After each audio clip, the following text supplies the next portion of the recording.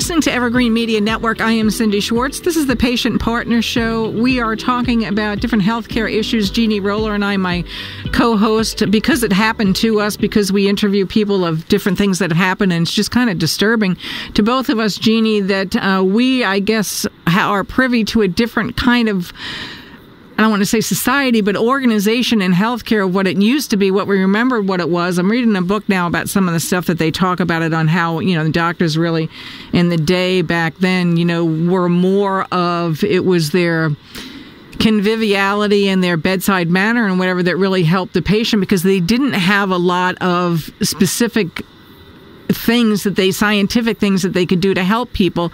There was no antibiotics. We're talking about 100 years or so ago, and then progressively we got different things, and now that we've gotten those things, it seems to be that those things are at the forefront, and the actual medical care, my opinion, has gone a lot by the wayside. And, how do we get that back? How do we get some of that back? How do we know as the patient in this system what's really going to happen to us? And so now today we're talking in this show about getting the legislature involved. I mean, honestly, when you have to get the legislature involved, who really wants to do that? But sometimes you have to, because that's your only alternative. And I know you and I both went to different, mine had to have been 15, 20 different organizations, yours as well, mine in Florida, yours in Indiana, to try to rectify some of the stuff that happened to me for the surgery that I had in an Orlando hospital, and I got nowhere. And everything, people are just like, oh, well, this one will do something. No one even wanted to know the story, the same as in yours. It was like we were making everything up because we didn't have anything else to do that day, which is ridiculous. And why would you make this stuff up? So now, yes, I contacted legislature in Florida. I didn't really get anywhere, but you're right. We need to, and it's what we're going to talk about today, we need to stay on that program, on that train ride, if you will, and keep this active, keep talking about what we want to have in healthcare, what we think is the best thing for us as the patients, and not just become a date of birth and what's your insurance company. And, I'll throw this out to so many of us, stories over and over and over again, have gone to alternative medicine. I did that in a lot of instances of things that had to get cured in my body. I went to alternative medicine. Yes, I had to pay cash for it, but I wasn't going back in the system, if you will, quote unquote, because I couldn't trust it. So, Jeannie, you brought this topic up. It's a good topic. Legislation needs to step in with a lot of this and get some changes going. Right. And, Cindy, it is not just one side, political side's issue. It's both parties. Mm-hmm. They both are guilty. The medical lobby is one of the largest, if not the largest, in this country. They contribute lots of money to politicians' campaigns, so politicians are somewhat leery or slow to respond to a constituent's complaints about medical harm. Mm-hmm. I have learned the hard way.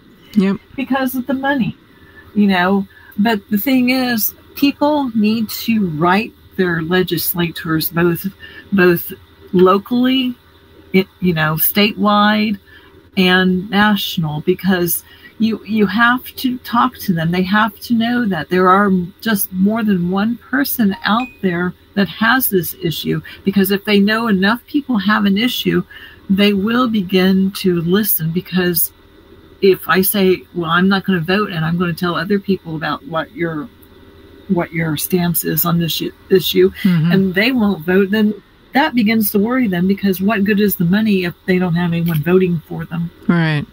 And I know when I went to try to get some stuff done here in Florida, mine was about 5, 6, 7 years ago now, I went to some well-known federal senators here in Florida, which told me, oh, that's not a federal thing. I'm like, it is federal, and it is state, and it was this excuse, if you will, back and forth. It was like a tennis match on, let's cross this one. And it was all just running the timeout on stuff because they really didn't want to bother.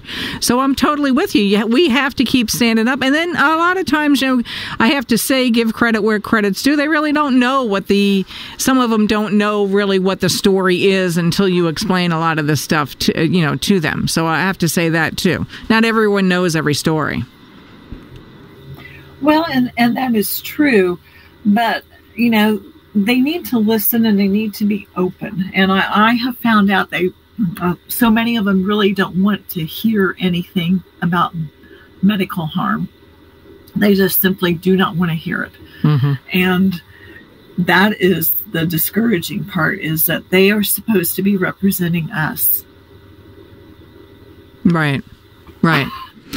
And to not want to hear about the medical harm, I mean, let's list the reasonings so we don't know it's our opinion specifically or whatever, but that, to me, that's the core of people's lives. How can you not want to hear about this stuff? This is the basics of the basics of the basics. If you cannot trust the medical people that you're dealing with, I don't even know what would be worse than that. I mean, it's even worse than trying to trust a religious person or whatever, in my opinion. If your health is compromised, you got to be able to trust. You do. You do. And, for at least my husband and I, there is no trust because it was so brutally betrayed. Yeah. So, well, that's a sad part too, because I'm with you, Jeannie, on that. But I personally I needed different medical care besides what had happened, the instance that had happened to me, which was just unbelievably severe. I couldn't have scripted it. I don't want people even be put in that same realm that I was, but I went back to other doctors, and I do go to other doctors that are phenomenal, and those are the ones I feel sorry for as well, and the other nurses and techs and all that kind of stuff. But I also sought out, and I actively do different kind of alternative health care as well, and I also push people to look at that. Sometimes it seems like it may not be the right avenue, but do your research at least on it, and don't just slow it to the sideline saying, oh, well, this won't work for that. We just got to get pills and we just have to, do this kind of surgery or whatever. That's not always true. It isn't. And I've astounded some doctors that I've gone to, because I have gone to alternative health care, and they're amazed at the results that I've gotten. So I want to put that out there too, because a lot of that stuff is very valuable and it's very viable. Totally. Right, it is. It is. And I mean, we use natural supplements, right, and we get really good results. So right. It takes a lot of time. It takes a lot of research. It does. And it's expensive. It is. And the expense is a big deal. I get that. I mean, I don't have a ton of money. The expense is a big deal, but you can negotiate some of the stuff. So, I mean, I put that out there because it has worked for me. But you're right. I mean, and I'm guilty of that, not keeping up on the pushing the legislative talks and the communication with my local reps and all of that, because they don't know unless you tell them. And the squeaky wheel is the one that's going to get the grease. And it isn't just us doing this. It isn't just us. How many thousands of people have we come in contact, literally just you and I, in the years that we've been doing this? The stories that we've heard are just heart-wrenching. And a lot of people won't come on the show because they're just embarrassed and other things, and it's heart-wrenching. It really is to hear these stories.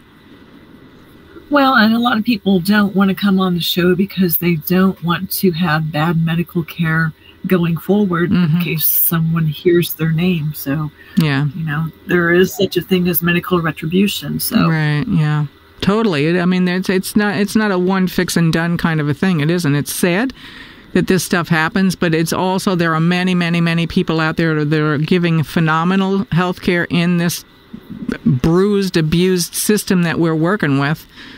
And we need to rectify a lot of this and just keep getting these stories out there and just keep trying to get this fixed, because it is broken.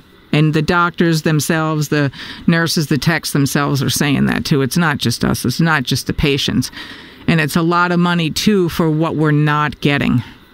It's really sad. Right. And it's worldwide. It's not just in the U.S., So for the 30 seconds we have left, Jeannie, closing thoughts on it.